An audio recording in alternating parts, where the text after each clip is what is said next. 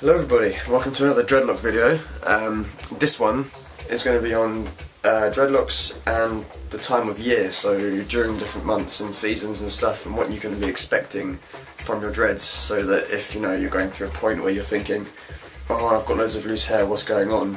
Hopefully this will clear up why that's happening, and yeah, maybe make you feel a bit better about it all, and not like something's going wrong.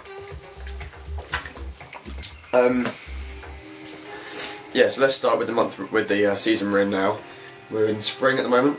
I live in England, so obviously different places are going to have different effects, different humidity levels, different heat levels, different everything. So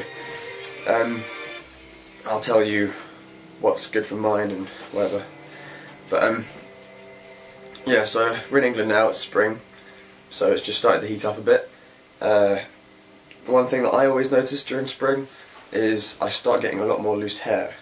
A lot around the front and a lot around the sides. This is where I get most of mine. Most of it is here, in these bits. And it's the worst place to get the loose hair because where you're pushing it back all the time and you get these little knots forming in it and you get your thumb caught and it rips it out and it canes. But yeah, you'll start noticing a lot more loose hair around the neck line, especially like around here at the back.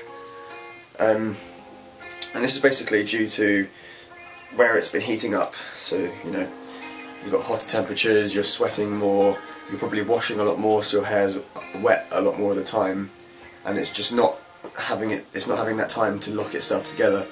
And because you're not wearing hats and stuff like you might have been during the winter, hats and hoodies, you haven't got that same sort of friction and rubbing on it all the time. So that will be why you're starting to get a lot more loose hair. And you'll start noticing it a lot more during the hotter summer periods as well.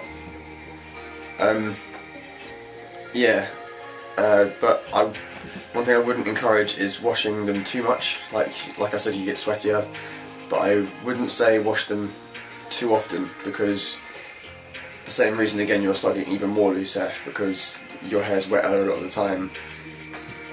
And to be honest, it wants to knot mostly when it's dry and there's more friction involved, so when it's lubricated and wet it won't look up quite as well. Then you move on to sort of autumn time, where it starts cooling down again. You start wearing hats, you start lying in your duvet more and things like that, and you're not sweating, and you're probably washing a little bit less. Like I'd say, like during the summer I'd probably wash my hair maybe twice a week, maybe 3 times if it's really hot and sweaty, because you're outside doing a lot more stuff as well. You're probably going to be getting dirtier, so like dust and all that sort of stuff, like mud and grass and shit all in your hair. You probably want to wash a little bit more, but not too much more. You don't want to wash too much more. And then as it comes into the winter, you probably won't be washing them quite as often, maybe once or twice a week, which is, that's the average. So that's good, and that's when you start seeing them locking up again. They'll go through that cycle of loose hair to then being baby dreads to then converting to the rest of your dreads. Or if you maintain, then you might have already been tucking up those loose hairs. But it will happen naturally eventually. Yeah, so wearing hats, but obviously downside of wearing hats all the time is that you will start noticing a lot of lint build up in your hair. I don't really have much at the moment, so can't really show you any. But there's a little bit at the end there. You start to see, you get all this, you probably can't see it at all, just like pocket fluff, if you put your hand in your pocket and you pull out a bit of pocket fluff. It's kind of like that. It's just bits of fibres off of towels and hats and stuff like that, or off the carpet if you've been rolling around the floor playing with dogs and stuff like that. It's all sorts of things that I do, and it puts things in your hair basically. And yeah, and if you've got like down pillows, this is a good one actually. If you've got down pillows, sometimes you wake up, your head's covered in fucking feathers. It's good. Yeah, I like it. Yeah, so you'll start noticing you've got stuff in your hair a lot more during the winter, I would say. And if you wear a lot of the same jumpers, so say if you've got like a red jumper that you wear quite a lot, or a blue jumper or any kind of colour, you'll start realising that you might have some like red dreads or some blue dreads, because sometimes you can get a lot of lint, especially if it's a new jumper that hasn't been washed before. Yeah, so that, and you'll start noticing them maturely locking up.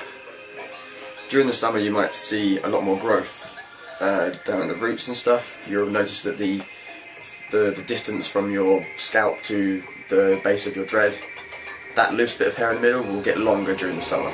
It will happen, it does happen, unless you do a lot of maintenance. But that's it's just part of it. You don't get worried about that, because it's going to happen. And then during the winter, that part will get shorter again, because more rubbing and all that sort of stuff. So yeah. Another thing with like during the winter and washing your dreads, I know for a lot of countries where it's cold, you won't want to wash them too often, because obviously going out when it's cold and you've got wet dreads isn't nice. During the summer it's not too bad, because you can just air dry outside and it will dry pretty quick. I seem to find in England, which is obviously where I'm from, so that's that's where I got my experience from.